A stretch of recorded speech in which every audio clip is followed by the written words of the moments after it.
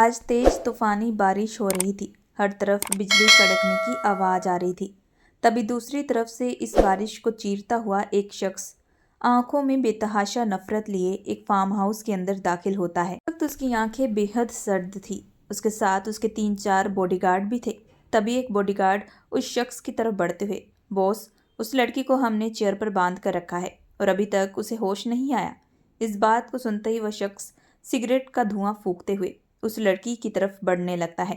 सामने उस लड़की को चेयर पर बेहोश बैठा देख बॉडीगार्ड को इशारा करते हुए, जाओ जाकर बाल्टी भर के पानी इसके मुंह पर फेंको और इसे होश में लाओ। उस शख्स के कहने पर बॉडीगार्ड पानी का मग हाथ में लिए उस लड़की के ऊपर फेंकता है, जिससे वह लड़की तुरंत हड़बड़ाते हुए उठती है। अपनी ऐसी हालत देखकर वह तुरंत चिल्लाने लगती है। तभी वह शख्स सिगरेट का धुआं दूसरी तरफ फेंकते हुए, शांत हो जाओ मिस अंकिता जी, कहते हुए इसके बेहद होठों के करीब आ जाता है। इस वक्त उसकी गर्म सांसें उसे महसूस हो रही थी।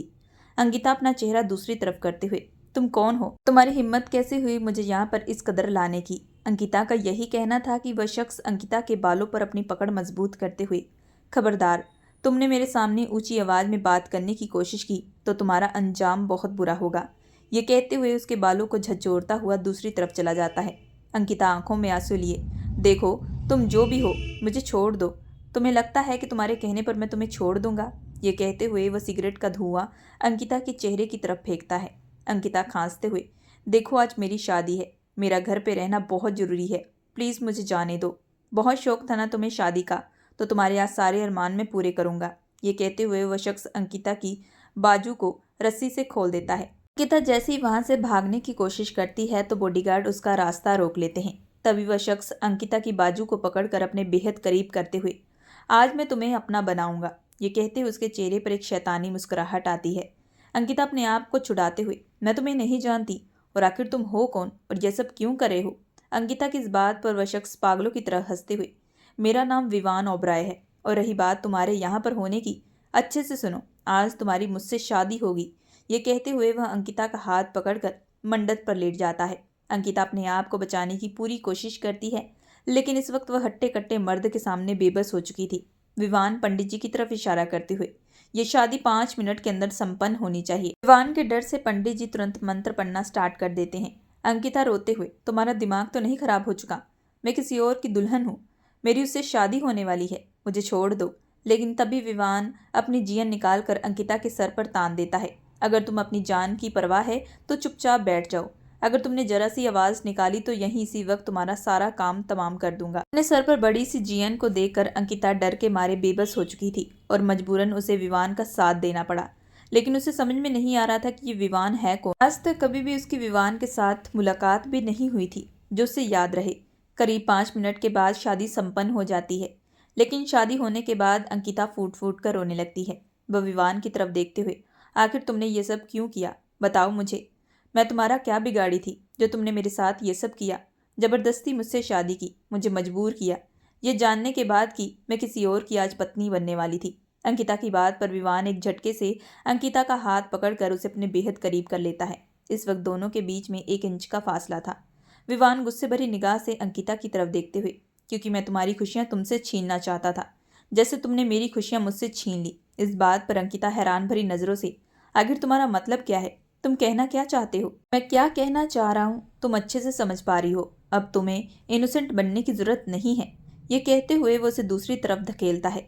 मेरा तो दिल कर रहा है कि अभी इसी वक्त तुम्हें जान से मार दूं और हमेशा हमेशा के लिए खत्म कर दूं, लेकिन नहीं, मैं तुम्हें पल पल तड़पाना चाहता हूँ। मैं तुम्हें ऐसी मौत दूंगा कि तुम खुद अपने किए हुए गुनाहों की माफी मांगोगी, लेकिन तुम्हें माफी बिल्कुल नहीं मिलेगी। इस बात पर अंकिता आंखों में आंसू लिए, कौन सी गुनाह की बात कर रहे हो? आखिर तुम बात क्यों नहीं बता रहे? आखिर क्या बिगाड़ा है मैंने तुम्हारा जो तुमने मेरे साथ ये सब किया? इस बात पर विवान सर्द आंखों से अंकिता की तरफ देखते हुए तुरंत उसका हाथ पकड़कर घसीटता हुआ सीधा से कमरे में ले जाता है और बिस्तर पर पटकते हुए, मैं तुमसे अब अपनी बहन की मौत का बदला लूंगा, जिसने तुम्हारी वजह से अपनी जान ले ली। अंकिता अपने आप को संभालते हुए विवान के सामने आकर, कौन सी बहन? आखिर तुम किसकी बात कर रहे हो? खुशी चौधरी, जो तुम्हारे साथ एक ही कॉलेज में पढ़ती थी, जिससे आज तुम्हारी शादी होने वाली थी। वो उससे मोहब्बत करती थी, उससे शादी करना चाहती थी, लेकिन तुम उन दोनों के बीच आ गई। और तुमने मेरी बहन को उसके प्यार से दूर कर दिया। मेरी बहन उससे शादी करना चाहती थी, यहाँ तक कि वो उसके बच्चे की माँ भी बन चुकी थी। लेकिन मेरी बहन इस गम को बर्दाश्त न कर पाई और उसने अपनी जान ले ली। लेकिन अब मैं अपनी बहन की मौत का बदला जरूर लूंगा। तुमने मेरी बहन की खुशियां छीनी हैं, आज मैं तुमसे तुम्हारी खुशियां छीन लूंगा। तुमसे शादी करके अब मैं पल पल तुम्हें तकलीफ दूंगा। विवान की सारी बात सुनते ही अंकिता हैरान भरी नजरों से, मैं खुशी को नहीं जानती और ना ही कभी मेरी उससे मुलाकात हुई है। अंकिता का यही कहना था कि विवान अंकिता की बाजू को मरोड़ते हुए, तुम जैसी चालाक लड़कियों को मैं अच्छे से जानता हूँ, न जाने कितने लोगों को अपने प्यार के जाल में फंसा चुकी हैं। तुम्हारा करैक्टर तो वैसे ही खराब है, न जाने कॉलेज में तुमने कितने लड़कों को फंसाया है। लेकिन कोई बात नहीं, अब मैं उन सब का बदला लूंगा तुमसे। ये कहते हुए वो अपनी शर्ट के बटन खोलना शुरू कर देता है, जिसे देखते ही अंकिता, सच कह रही हूँ, मैंने ऐसा कुछ भी नहीं किया, मेरी बात का विश्वास करो। मुझे पता होता कि वह लड़की रवि से प्यार करती है और उससे शादी करना चाहती है तो मैं खुद इस रिश्ते से दूर हो जाती। लेकिन मैं सच कह रही हूँ, मैं खुशी को नहीं जानती। अंकिता अपने आप को बचाने की कोशिश करती है, लेकिन विवान की खूंखार आंखों को देखकर वह बेहद डर जाती है। वह उसके सामने गिड़गिड़ाते हुए, प्लीज़ मुझे छोड़ दो, मुझे जाने दो। विवान अपनी शर्ट दूसरी तरफ फेंकते हुए, ऐसे कैसे जाने दूँ? शादी हुई है मेरी तुमसे और अब तो तुम मेरी पत्नी बन चुकी हो। अभी तो बहुत कुछ तुमसे छीनना बाकी है, क्योंकि कुछ देर बाद तुम्हारे परिवार वालों को भी ये खबर मालूम पड़ जाएगी कि तुम अपने आशिक के साथ भाग चुकी हो। तब तुम्हारी जो बदनामी होगी उससे मेरे दिल को सुकून मिलेगा। अपने माँ बाप के बारे में सोचते ही अंकिता, देखो प्लीज़ ऐसा कुछ मत करना, मेरे माँ बाप को इन सब में मत घसीटना, वो इस सदमे को बर्दाश्त नहीं कर पाएंगे। प्लीज़ छोड़ दो मुझे। ये कहते हुए उसके सामने गिड़गिड़ाने लगती, मैं कुछ करूं तब भी तुम्हारे माँ बाप को तुम्हारे बारे में पता चल ही जाएगा। जब वह तुम्हें मंडप पर लेकर आने के लिए कमरे में आएंगे और तुम्हें वहां पर ना देखकर उन्हें सब पता चल जाएगा, क्योंकि वहां पर पहले से ही एक चिट्ठी तुम्हारी तरफ से रखी गई है, जिसमें साफ लिखा गया है कि तुम किसी और से मोहब्बत करती हो। और इस बात को सुनते ही अंकिता सर्द आंखों से विवान की तरफ देखते हुए, मैं तुम्हें पहले भी कह चुकी हूँ, मेरा इन सब में कोई कसूर नहीं, तुम्हें शायद गलतफहमी हुई है। जो कह रहे हो वो बहुत ही ज़्यादा गलत है। गलत मैं नहीं, गलत तुमने किया है। मुझसे मेरी बहन छीन ली, मेरी इकलौती बहन थी, तुम्हारी वजह से इस दुनिया से जा चुकी है, लेकिन अब मैं तुम्हें नहीं छोड़ूंगा।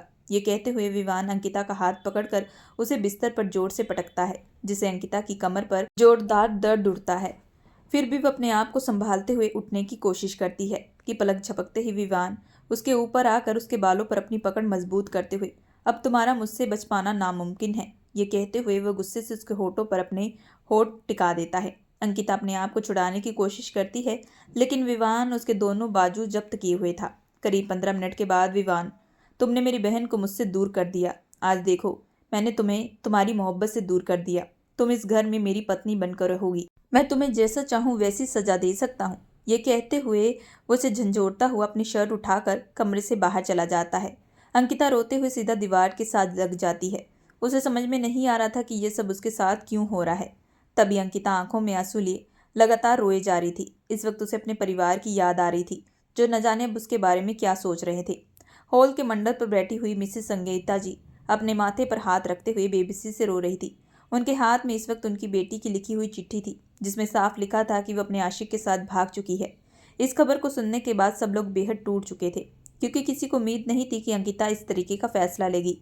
तभी मिस्टर महेश राठौर अपनी पत्नी संगीता जी की तरफ बढ़ते हुए, अब बस भी करो संगीता, आखिर और कब तक रोती रहोगी? शायद हमारी परवरिश में ही कोई कमी रह चुकी थी, जो हमारी बेटी ने हमें यह दिन दिखाए। ये कहते हुए मिस्टर महेश राठौर संगीता जी को संभालने की कोशिश करते हैं, जो पिछले 2 घंटे से लगातार रोए जा रही थी। शादी में जितने भी सारे मेहमान आए थे वो सारे जा चुके थे, क्योंकि सबको मालूम पड़ चुका था कि शादी की रात दुल्हन शादी के मंडप से भाग चुकी है, जिसकी वजह से अंकिता के परिवार की खूब बदनामी हुई थी, क्योंकि लड़के वालों ने कोई कसर नहीं छोड़ी थी उन्हें जलील करने की। दूसरी तरफ ऋतिक ने पूरे घर की तोड़फोड़ करके रख दी थी, क्योंकि उसने न जाने शादी के लिए क्या क्या ख्वाब देखे थे, जो अब सारे के सारे पानी में मिलकर खाक बन चुके थे।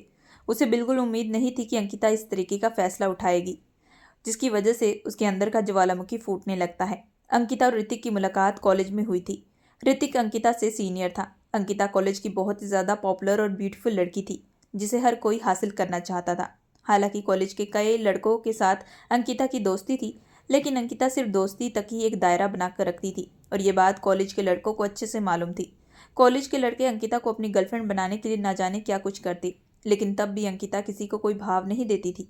वह सिर्फ दोस्ती तक ही सबको एक रिश्ते में रखती थी।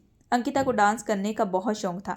एक दिन कॉलेज के एक फंक्शन था जिसमें अंकिता पार्टिसिपेट कर रही थी, लेकिन उसके साथ उसे एक पार्टनर की जरूरत थी जिसके साथ उसे स्टेज पर डांस करना था, जिसकी वजह से ऋतिक को डांस के लिए पार्टिसिपेट करने के लिए कहा जाता है। हालांकि ऋतिक भी डांस में काफ़ी अच्छा था और वहीं स्टेज पर डांस करते हुए दोनों की आंखें एक दूसरे से जा मिलती है कि कुछ दिन के बाद उनकी दोस्ती धीरे धीरे बढ़ने लगती है। कॉलेज के लड़के अंकिता और ऋतिक को एक साथ देखकर ऋतिक का खूब मजाक उड़ाया करते थे, क्योंकि सबका यही कहना था कि अंकिता सिर्फ दोस्ती की हैसियत के साथ ऋतिक के साथ रहती है। यह बात ऋतिक को बिल्कुल भी बर्दाश्त नहीं हुई। वह सबको यही कहता था कि अंकिता उसकी गर्लफ्रेंड है। हालांकि सच्चाई यह नहीं थी। इसी वजह से ऋतिक अंकिता को खुश करने के लिए वह सब किया करता था जो अंकिता को पसंद था। धीरे धीरे टाइम देने के बाद दोनों को एक दूसरे से प्यार हो जाता है और फिर एक दिन ऋतिक कॉलेज के सब लड़कों के सामने अंकिता को शादी के लिए प्रपोज कर देता है।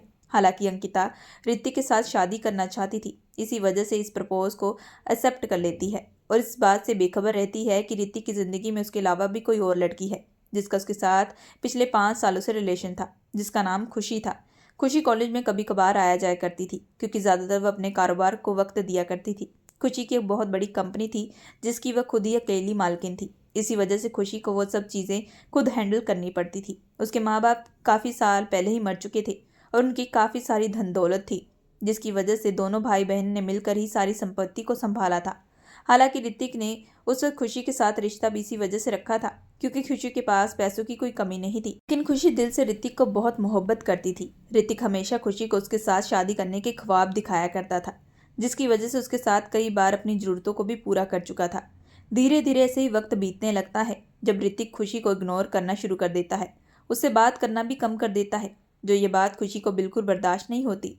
जब भी वो रात को ऋतिक को कॉल करती है तो उसका नंबर वेटिंग आता है। जब उससे नंबर बिजी आने का कारण पूछती है तो ऋतिक हमेशा कोई ना कोई बहाना बना दिया करता। खुशी जब भी कॉलेज जाती तो हमेशा ऋतिक को बताकर जाया करती थी, लेकिन एक दिन खुशी बिना बताए कॉलेज में जाती है। तभी उसकी नज़र गार्डन एरिया में बैठे हुए ऋतिक और अंकिता पर जाती है। ऋतिक बड़े प्यार से अंकिता से हंस हंस कर बात कर रहा था, जो बात उसे बिल्कुल बर्दाश्त न हुई। इससे पहले वह ऋतिक के पास जाती कि उसके पीछे ही कुछ लड़के खुशी का मजाक उड़ाते हुए। ऋतिक वाकई बहुत ही ज़्यादा लकी है जो उसके पास अंकिता जैसी एक खूबसूरत गर्लफ्रेंड है। इस बात को सुनते ही खुशी बेहद गुस्से से बौखलाने लगती है। अब न सबके सामने तमाशा बिल्कुल भी नहीं बनाना चाहती थी। इसी वजह से एक गुस्से से कदम बढ़ाते हुए वो कॉलेज के अंदर चली जाती है। दूसरी तरफ ऋतिक को यह खबर मालूम चलती है कि आज कॉलेज में खुशी आई है, तो वह बिना देरी के उसके पास जाता है। इससे पहले वह कुछ कहता है कि खुशी गुस्से से चिल्लाना शुरू करती है। हालांकि उस वक्त क्लास के अंदर कोई भी मौजूद नहीं था। ऋतिक, तुमने मुझे धोखा दिया है। तुम्हारा उस लड़की के साथ चक्कर चल रहा है और यह बात मुझे आज पता चल रही है। इसी वजह से तुम रोज रात को फ़ोन पर बात करते थे और मुझे यही कहते थे कि तुम दोस्तों के साथ मिलकर नोट्स बना रहे हो। हमेशा मैंने तुम्हारी बात पर विश्वास किया और तुमने उसका फ़ायदा उठाया। तुमने मुझसे झूठ बोला। मैं तुम्हें बिल्कुल नहीं छोड़ूंगी। ये कहते हुए गुस्से से कदम बढ़ाते हुए वहाँ से बाहर चली जाती है। रोते हुए खुशी जैसे ही फार्म हाउस वापस आती है तो उसे चक्कर आने लगते हैं और उसकी तबीयत भी खराब होने लगती है। तभी वह अपने पेट पर हाथ रखते हुए, कहीं मैं जो सोच रही हूँ वो सच ना हो, ये सोचकर वह जैसे अपनी प्रेगनेंसी टेस्ट करती है तब उसे पता चलता है कि वह माँ बनने वाली है। इस खबर को सुनते ही वह बेहद टूट जाती है। उसे समझ में नहीं आता कि इस वक्त वह क्या करे। एक तरफ ऋतिक ने उसे धोखा दिया था, जो धोखा वह बिल्कुल बर्दाश्त नहीं कर पा रही थी। जिंदगी में पहली बार उसने किसी इंसान को इतनी शिद्दत से चाहा था, लेकिन उस इंसान ने उसे धोखा दिया था और आज वह उसके बच्चे की माँ भी बनने वाली थी। तभी खुशी आंखों में आंसू लिए, ये सब कुछ उस लड़की की वजह से हुआ है। उसी ने ही मेरे ऋतिक को मुझसे छीन लिया है। ये कहते हुए वह सीधा एक चिट्ठी लिखती है जिसमें उसने अपने और ऋतिक के रिलेशन के बारे में लिखा था। हालांकि इस कदम को उठाने में खुशी बेहद टूट चुकी थी। उसे समझ में नहीं आ रहा था कि वह कैसे अपने आप को संभाले, जिसकी वजह से उसने अपने आप को इस दुनिया से जुदा कर लिया। रात को जैसे ही ऑफिस का काम कंप्लीट करने के बाद इवान ओबराय जैसे ही फार्म हाउस दाखिल होता है, तभी खुशी को मरा हुआ देखकर उसके पैरों तले जमीन खिसक जाती है। अपनी बहन को अपने गले से लगाते हुए, खुशी आंखें खोलो, मुझे छोड़कर तुम बिल्कुल नहीं जा सकती। लेकिन तभी विवान की नज़र टेबल पर पड़े पेपर पर जाती है, जिसे पढ़ते ही उसकी आंखों में एक नफरत और एक जुनून सवार हो जाता है। उस पेपर को वह हाथ में मसलते हुए, मैं तुम्हें बिल्कुल नहीं छोड़ूंगा, अंकिता राठौर, ये कहते हुए उससे बदला लेने की जिद करता है। दिल पर पत्थर रखकर विवान अपनी बहन का अंतिम संस्कार कर देता है। बॉडीगार्ड को अंकिता राठौर के बारे में पूरी डिटेल निकलवाने के लिए कहता है। तब उसे मालूम पता चलता है कि अंकिता और ऋतिक शादी करने वाले हैं। जिस खबर को सुनते ही विवान ने ठान लिया था कि वह इन दोनों की खुशियों को छीन कर रहेगा और अंकिता को भी उसकी किए की सजा दिलाकर रहेगा। इसी वजह से शादी की रात वह अंकिता को उठाकर अपने फार्म हाउस ले जाता है और मजबूर करके उससे शादी कर लेता है। अंकिता खुशी को बिल्कुल भी नहीं जानती थी, ना ही अंकिता को पता था कि ऋतिक का खुशी के साथ पिछले 5 सालों से रिलेशन है। तो वहीं दूसरी तरफ से विवान को भी ये बिल्कुल मालूम नहीं था कि उसकी बहन की मौत अंकिता की वजह से नहीं बल्कि ऋतिक की वजह से हुई है। लेकिन इस वक्त वह सिर्फ और सिर्फ अंकिता से बदला लेना चाहता था। उसे यही लगता था कि अंकिता ऋतिक और खुशी के बीच में आई है, जिसकी वजह से उसकी बहन ने मजबूर होकर यह कदम उठाया। सारे मामलों से बेखबर विवान ओबराय गार्डन एरिया में चांद को देखकर लगातार सिगरेट पर सिगरेट फूंक रहा था। तभी उसकी एक आंख से कतरा आंसू बह जाता है। जिंदगी में मेरे पास सिर्फ और सिर्फ मेरी प्यारी बहन थी, जो मुझे छोड़कर हमेशा के लिए जा चुकी है। अब मेरा इस दुनिया में कोई और नहीं। लेकिन जिन लोगों की वजह से मेरी बहन को यह कदम उठाना पड़ा, मैं उन लोगों को बिल्कुल नहीं छोड़ूंगा। उन लोगों की जिंदगी जहन्नम बना दूंगा। ये कहते हुए विवान ओबराय ने हाथों की मुट्ठी बना ली थी। एक बार फिर से उसके अंदर का गुस्सा फिर से उबलना शुरू हो जाता है। दूसरी तरफ लगातार पिछले 4 घंटे से रो रो कर अंकिता ने अपनी आंखें सुजा ली थी। इस वक्त उसका दर्द सुनने के लिए कोई भी नहीं था और ना ही कोई समझ सकता था कि वह किस दौर से गुजर रही है। वह यूं ही दीवार के साथ सिमटी हुई घुटनों में सर झुकाए हुए फूट फूट कर रो रही थी कि तभी कमरे का दरवाजा जोर से खुलता है। तभी विहान ओबराय कॉल पर बात करते हुए, ससुर जी, अपनी बेटी की चिंता बिल्कुल मत करिए। आपकी बेटी अब मेरी अमानत है। हम दोनों आज शादी कर चुके हैं और ये देखिए आपकी बेटी। ये कहते हुए विवान अंकिता को खींचकर सीधा अपने बेहद करीब कर लेता है। अंकिता की नज़र जैसे ही फोन की स्क्रीन पर जाती है तो उसके होश उड़ जाते हैं। इस वक्त वीडियो कॉल पर उसके माँ और पापा उसे देख रहे थे, जिनकी आंखों में आंसू थे। अंकिता को समझ में नहीं आ रहा था कि वह कैसे अपने आप को बेकसूर बताए, क्योंकि उसे पता था कि इस वक्त कोई भी उसकी बात पर विश्वास नहीं कर सकता। लेकिन फिर भी धीरे से अंकिता जैसे ही अपने मुंह से माँ शब्द निकालती है, तभी दूसरी तरफ से, खबरदार, आज के बाद से मैं तेरी माँ नहीं और ना ही तू मेरी बेटी। अपने जीते जी हमें ख़त्म कर दिया है तूने। अगर इसी लड़के के साथ शादी करनी थी तो हमें बता देती, हम तेरी शादी इससे ही करवा देते। तेरे बाबा ने आज तक तेरी हर एक ख्वाहिश को पूरा किया है, लेकिन तूने क्या किया? तूने तो अपने बाबा की इज्जत के बारे में भी नहीं सोचा। शादी करने का फैसला भी तेरा था और उसके बाद तू खुद शादी से भाग गई और किसी और से शादी कर ली। तूने तो समाज में हमारी धज्जियां उड़ा कर रखती है। अंकिता के माँ बाप अंकिता को खूब खड़ी खोटी सुना रहे थे। उसे अपने सारे रिश्ते नाते तोड़कर वह तुरंत फोन रख देते हैं, जिसे देखते ही अंकिता फूट फूट कर रोने लगती है। तभी दूसरी तरफ विवान के चेहरे पर एक शैतानी मुस्कुराहट आती है। तभी अंकिता, आपकी दुश्मनी मुझसे थी ना, तो मुझसे बदला लेते। क्यों आपने मेरे माँ बाप को बीच में लाए? ना जाने अब मेरे माँ बाप पर क्या बीत रही होगी। अंकिता के मुंह से ये शब्द सुनते ही विवान अंकिता के बालों को पकड़कर सीधा अपने करीब कर लेता है। इस वक्त दोनों के होठों के बीच में 1 इंच का फासला था। विवान ने खतरनाक वॉइस में, यह तो सिर्फ शुरुआत है, आगे आगे देखो मैं तुम्हारे साथ क्या क्या करता हूँ। तुम्हें पल पल वैसी तकलीफ दूंगा जिस तकलीफ से मेरी बहन गुजर रही थी। ये कहते हुए विवान अंकिता को दूसरी तरफ धकेलता है, जिससे अंकिता का सर सीधा दीवार के साथ जा लगता है और उसके सर पर एक गहरी चोट आ जाती है, जिसकी वजह से उसके मुंह से एक चीख निकल जाती है। विवान की नज़र जैसे ही अंकिता पर जाती है तो वह गुस्से से चिल्लाते हुए, तुम्हारे माँ बाप ने तुम्हें बड़े ही नाजुक से पाला है, जो हल्का सा दर्द भी बर्दाश्त नहीं कर पाती, फिर आगे कैसे दर्द बर्दाश्त करोगी? इस बात को सुनते ही अंकिता, आप बहुत बड़ी गलतफहमी में हैं। देखना, जिस दिन आपको सच्चाई मालूम पता चलेगी तब आप खुद अपने किए पर पछताएंगे। अंकिता के मुंह से ये बात सुनते ही विवान गुस्से से अपने माथे पर बल डालते हुए सीधा दीवार के साथ लगा देता है। तुम जैसी बेहया लड़की मैंने आज तक नहीं देखी, जिसने 2 प्यार करने वालों को अलग कर दिया, जिसकी वजह से मेरी बहन इस दुनिया से जा चुकी। तुम्हें मालूम भी है कि मेरी बहन उस वक्त प्रेग्नेंट थी, वह ऋतिक के बच्चे की माँ बनने वाली थी। मेरी बहन के साथ साथ उसके आने वाले बच्चे की भी मौत हुई है। लेकिन तुम क्या समझोगी? तुम तो वो लड़की हो जो न जाने कितने लड़कों के साथ अपने रिश्ते कायम कर चुकी है।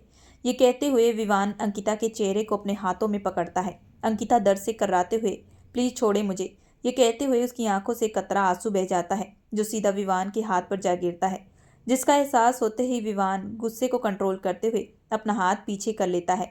लेकिन जिस तरीके से विवान ने अंकिता का चेहरा अपने हाथ में भरा था, उसकी वजह से अंकिता को अब सांस लेने में दिक्कत हो रही थी। वह दर्द से कराते हुए, मुझे सांस लेने में दिक्कत हो रही है, ये कहते हुए वह पैनिक करने लगती है। अंकिता की अचानक यह हालत देखकर विवान अंकिता की पीठ पर हाथ फेरता है, लेकिन तब भी अंकिता सांस प्रॉपर तरीके से नहीं ले पा रही थी। विवान को समझ में आ चुका था कि शायद अंकिता को एक पैनिक अटैक आया है। तभी वह कुछ सोचते हुए उसका हाथ पकड़कर उसे अपने बेहद करीब कर लेता है और तुरंत उसके होठों पर अपने होठ सटा देता है।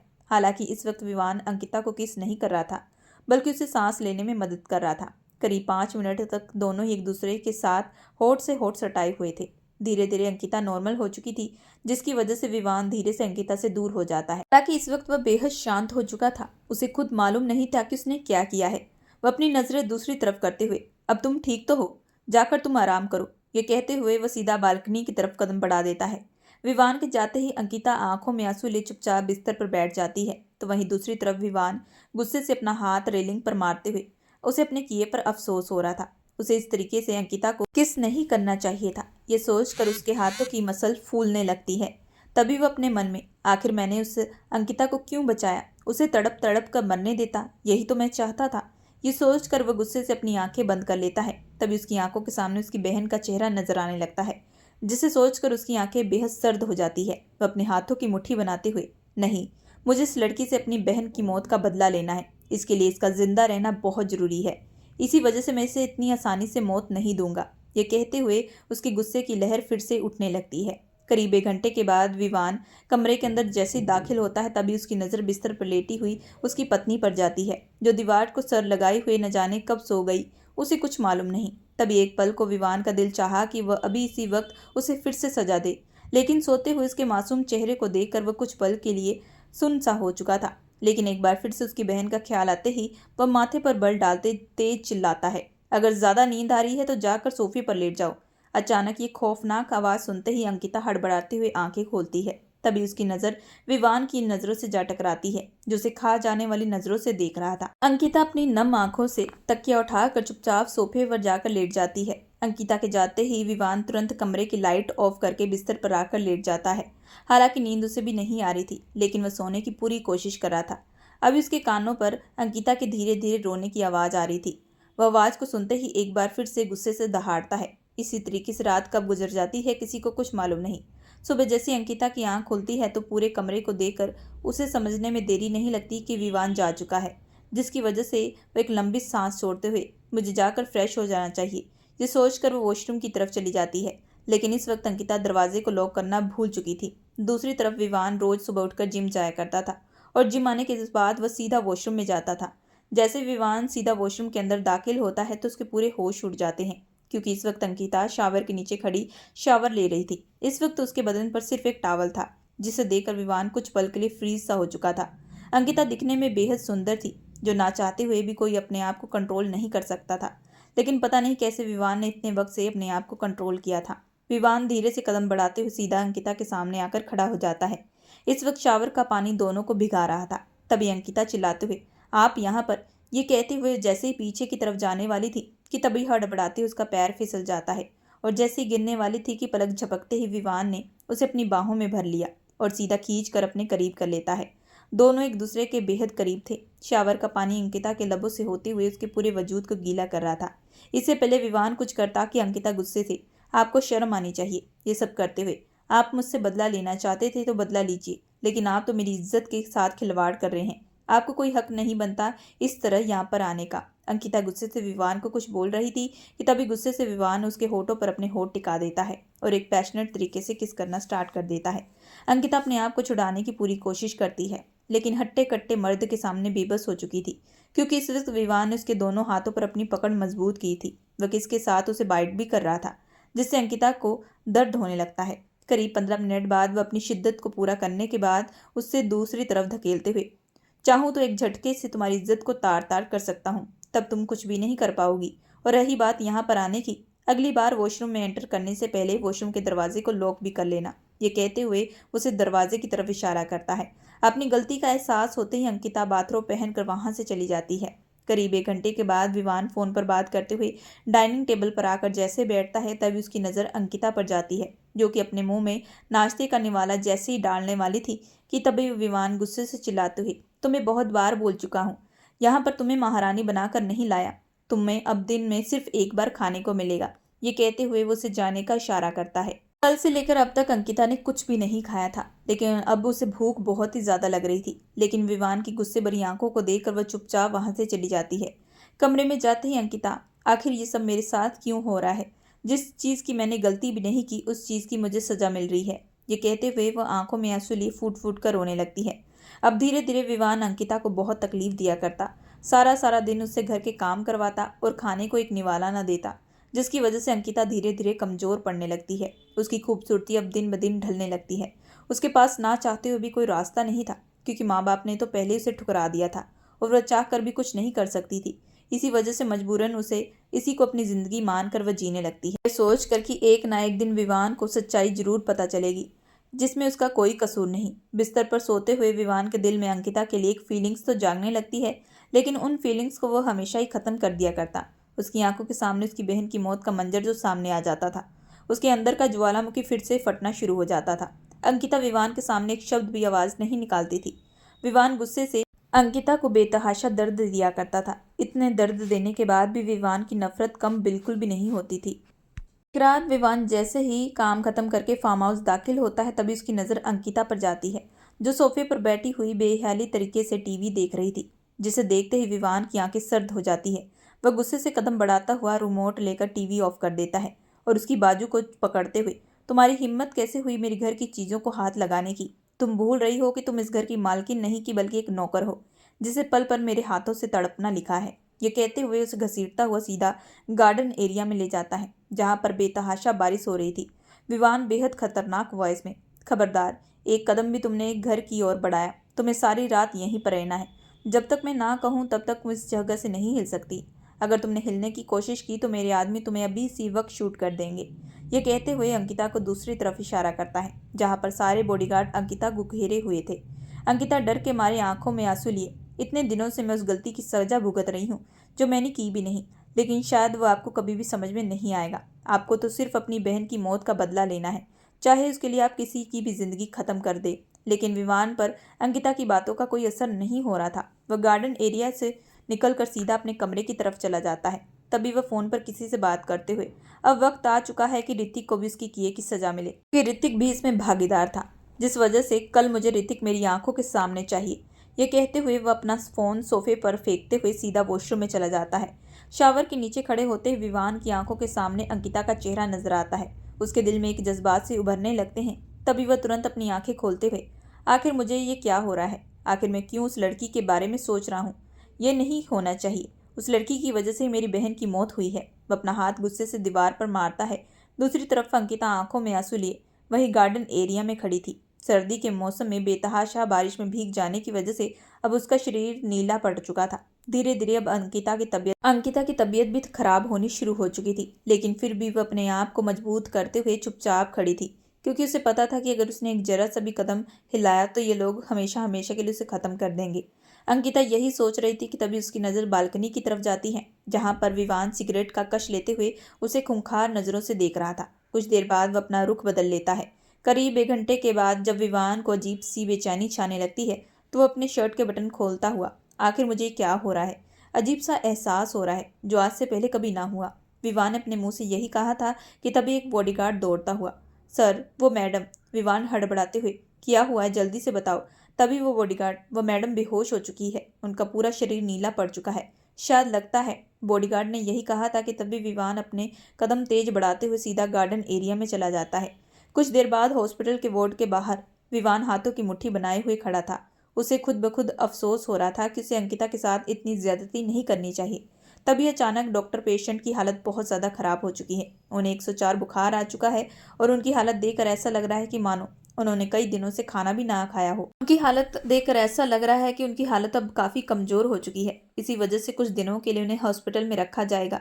हमने इंजेक्शन वगैरह तो दे दिए हैं, लेकिन अभी भी पेशेंट बेहोश है। ये बात सुनते ही विवान गहरी सांस छोड़ते हुए सीधा वार्ड के अंदर चला जाता है, जहाँ पर अंकिता बेहोश पड़ी थी। उसके हाथों पर ड्रिप लगी हुई थी, जिसे देखते ही वह जैसे उसकी करीब जाने वाला था कि तभी उसकी आंखों के सामने उसकी बहन की मौत का नज़ारा फिर से आता है, जिसे सोचते ही उसकी आंखें बेहद सर्द हो जाती है और अपने तेजी से कदम बढ़ाते हुए सीधा वहां से बाहर निकल जाता है। ना चाहते हुए भी वह अंकिता की तरफ बढ़ रहा था, जो वह बिल्कुल बर्दाश्त नहीं कर रहा था।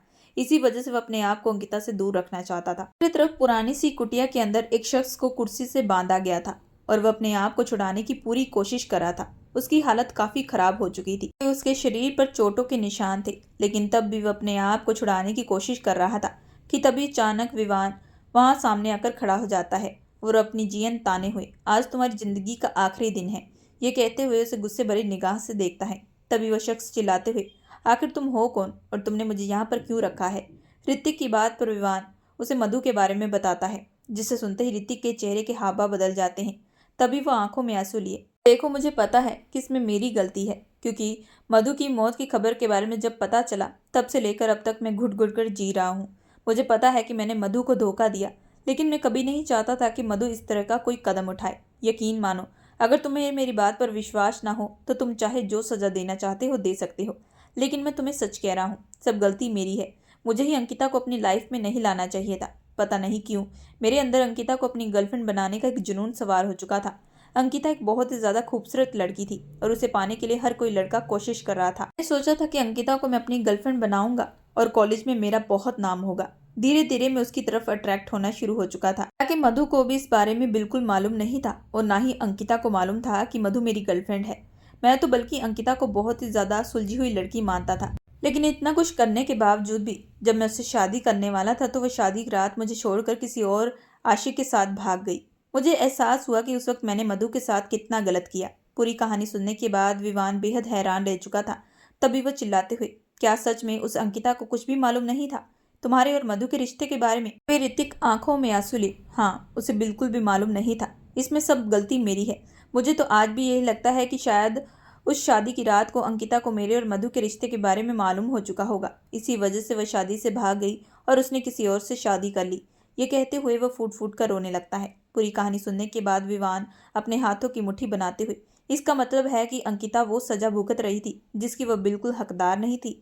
मैंने उसकी पूरी जिंदगी बर्बाद कर दी। ना जाने कितनी तकलीफ दी उसे। वो मुझे बार बार कहती रही कि इसमें उसका कोई कसूर नहीं, लेकिन मैं बार बार उसे दोषी मानता रहा। लेकिन फिर मधु ने उस चिट्ठी में अंकिता के बारे में क्यों लिखा था कि अंकिता ने ही ये सब कुछ किया है? तभी वह अपने सर को झटकते हुए, मुझे फिलहाल अंकिता के बारे में सोचना चाहिए। वह अस्पताल में एडमिट है और मैंने एक बार भी उसके बारे में नहीं पूछा और उसके माँ बाप भी इस वक्त उसके साथ नहीं है। ये सोचते हुए सीधा गाड़ी की स्पीड बढ़ाकर वहां चला जाता है।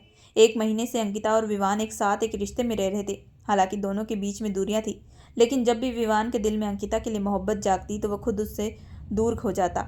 उसे कड़ी से कड़ी सजा दिया करता था। लेकिन आज सारी सच्चाई उसके सामने आ चुकी थी। ना चाहते हुए भी उसे रोक नहीं पा रहा था। वह सीधा हॉस्पिटल के वार्ड के अंदर दाखिल होता है।